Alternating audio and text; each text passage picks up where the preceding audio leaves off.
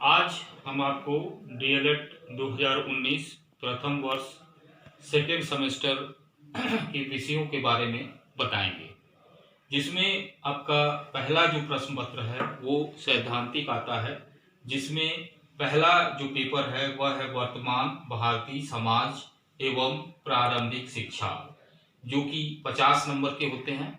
और दूसरा सैद्धांतिक प्रश्न पत्र है प्रारंभिक शिक्षा के नवीन प्रयास, ये भी आपके आएंगे 50 नंबर के। फिर उसके बाद विषयों का जो व्यवहारिक शिक्षण है, उसमें तीसरा है, अर्थात पहला दूसरा ये हुआ, तीसरा विज्ञान जो 25 नंबर के आएंगे क्वेश्चंस। फिर उसके बाद गणित 25 नंबर का आएगा। फिर पांचवा सामाजिक अध्ययन जो 50 नंबर का होगा। फिर उसके बाद छठवां है हिंदी जो 25 नंबर का होगा, और लास्ट में है इंग्लिश 25 नंबर। तो डीएलएड 2019 प्रथम वर्ष सेकेंड सेमेस्टर में आपको इतने विषय की तैयारी करनी है लिखित परीक्षा की। तो सबसे पहला जो विषय है वो है वर्तमान भारतीय समाज एवं प्रारंभिक शिक्षा, जिसमें पहला जो टॉपिक है वो है शिक्षा की संकल्पना एवं अर्थ। तो हम शिक्षा के अर्थ को यहाँ पर हम नीचे देखेंगे कि शिक्षा की जो उत्पत्ति हुई है वो संस्कृत के शिक्ष धातु से हुई है। क्या? शिक्षा की जो उत्पत्ति हुई है वह संस्कृत के शिक्ष धातु से हुई है, जिसका अर्थ है सीखना। शिक्ष का अर्थ क्या है? सीखना और सिखाना। अर्थात शिक्षा की जो संस्कृत है, जो शिक्ष धातु है, उसका अर्थ होता है सीखना और सिखाना। इस अर्थ में हम देखें तो शिक्षा में वह सब कुछ निहित है जो समाज में रहकर सीखा जाता है। अर्थात अन्य शब्दों में यदि देखें तो शिक्षा क्या है? जो हम समाज में रहकर सीखते हैं वही क्या है? शिक्षा है। तो हमने देखा कि शिक्षा का जो है अर्थ क्या होता है। इसी तरह से शिक्षा के कई अर्थ हैं, जिसमें पहला है शिक्षा का शाब्दिक अर्थ। इसमें आप ये देखेंगे कि शिक्षा को अंग्रेजी में क्या कहा जाता है? एजुकेशन। शिक्षा को अंग्रेजी में क्या कहा जाता है? एजुकेशन, जो लैटिन भाषा के एडुकेटम से बना हुआ है। जो किससे बना हुआ है? लैटिन भाषा के एडुकेटम से बना है। अब यहाँ पर देखें, एडुकेटम जो है दो शब्दों से मिलकर बना है, ई प्लस ड्यूको। एडुकेटम किससे बना है? दो शब्दों से मिलकर बना है, ई प्लस ड्यूको। ई का अर्थ होता है आउट ऑफ, अर्थात बाहर लाना। ई का अर्थ क्या होता है? आउट ऑफ, अर्थात बाहर लाना। और ड्यूको का अर्थ होता है टू लीड फॉर, अर्थात आंतरिक। इसका अर्थ क्या होता है? ड्यूको का आंतरिक। तो यदि हम एजुकेशन का शाब्दिक अर्थ देखें तो उसका अर्थ होता है आंतरिक को बाहर लाना। तो इससे स्पष्ट होता है कि शिक्षा वह है जो बालक के अंतर्निहित शक्तियों को बाहर लाती है, जो उसमें पहले से विद्यमान है। तो यहाँ पर हम क्या देखेंगे कि शिक्षा वह है जो बालक के अंतर्निहित शक्तियों को बाहर लाती है, जो पहले से उसमें विद्यमान है। अब इसके बाद शिक्षा का संकुचित अर्थ। इसके बाद क्या है टॉपिक? शिक्षा का संकुचित अर्थ। इसका शिक्षा का संकुचित अर्थ का मतलब होता है शिक्षा का आशय उस शिक्षा से है जो एक निश्चित स्थान पर क्या है?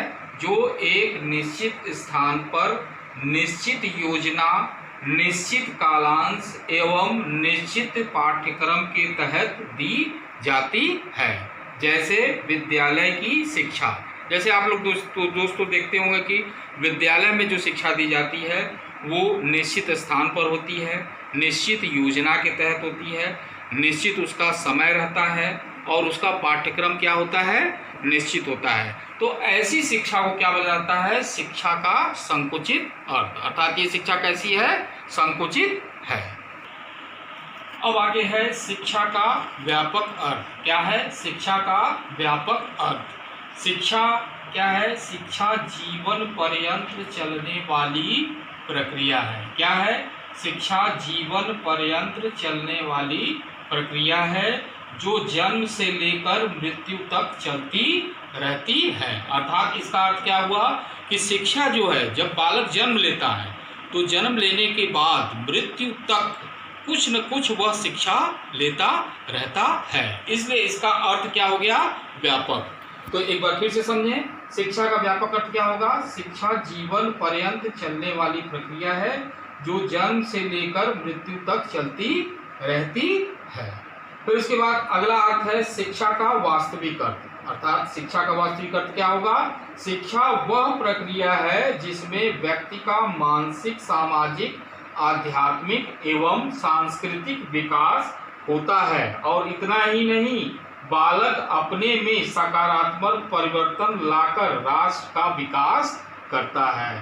तो शिक्षा का वास्तविक अर्थ क्या हुआ कि शिक्षा वह प्रक्रिया है जिसमें व्यक्ति का मानसिक, सामाजिक, आध्यात्मिक एवं सांस्कृतिक विकास होता है। और यह विकास किस लिए होता है कि बालक में सकारात्मक परिवर्तन आ सके। और ये जब सकारात्मक परिवर्तन आएगा तो कहीं न कहीं वह राष्ट्र का विकास करेगा। तो ये रहा आपके सामने शिक्षा का अर्थ। इतने अर्थों में शिक्षा जानी जाती है। अब इसके बाद आता है शिक्षा की परिभाषा। जो आप जो है शिक्षा का अर्थ आपने अध्ययन कर लिया, तो अब इसके बाद शिक्षा की परिभाषा। लघु उत्तरीय क्वेश्चन में आपको शिक्षा का अर्थ पूछा जाएगा और शिक्षा की परिभाषा भी आ सकते हैं। तो इसमें हमको ज़्यादा जो है जानने की आवश्यकता नहीं है। जो इम्पोर्टेंट है, जो इम्पोर्टेंट शिक्षा शास्त्री थे उन्होंने क्या कहा इसके बारे में हम यहाँ जान लें, और उसी को हम अगर अपने मन मस्तिष्क में रखें तो हमारा काम हो सकता है। तो इसमें जो है आप देखिए, स्पेंसर, ये पहले शिक्षा शास्त्री कौन थे, स्पेंसर, और दूसरे कौन थे, कामेनियस। ये इन दोनों ने एक ही बात कही। इन्होंने कहा कि शिक्षा पूर्ण जीवन है। स्पेंसर ने क्या कहा, शिक्षा पूर्ण जीवन है। और कामेनियस ने कहा कि शिक्षा व्यक्ति का पूर्ण विकास है। तो इसको हम आसानी से याद रख सकते हैं, स्पेंसर और कामेनियस का कथन। स्पेंसर ने कहा कि शिक्षा पूर्ण जीवन है, जबकि कामेनियस ने कहा शिक्षा व्यक्ति का पूर्ण विकास है। इसी तरह से अरस्तु और प्लेटो दोनों एक दूसरे से संबंधित थे। अरस्तु ने कहा कि शिक्षा स्वस्थ शरीर में स्वस्थ मस्तिष्क का निर्माण करती है। अर्थात अरस्तु ने क्या कहा कि यदि किसी का शरीर स्वस्थ है तो उसका मस्तिष्क भी क्या होगा, स्वस्थ होगा। और बात भी सही है, अगर आपका शरीर स्वस्थ है तो आपका मस्तिष्क भी स्वस्थ रहेगा। इसी तरह से प्लेटो ने कहा कि शारीरिक, मानसिक तथा बौद्धिक विकास की प्रक्रिया क्या है, शिक्षा है। तो आप यहाँ देख रहे हैं कि दोनों ने एक ही कथन कहे, लेकिन थोड़ा सा अंतर है। इन्होंने कहा कि स्वस्थ शरीर में स्वस्थ मस्तिष्क का निर्माण होता है, और इन्होंने कहा कि शारीरिक, मानसिक तथा बौद्धिक विकास की प्रक्रिया क्या है, शिक्षा है।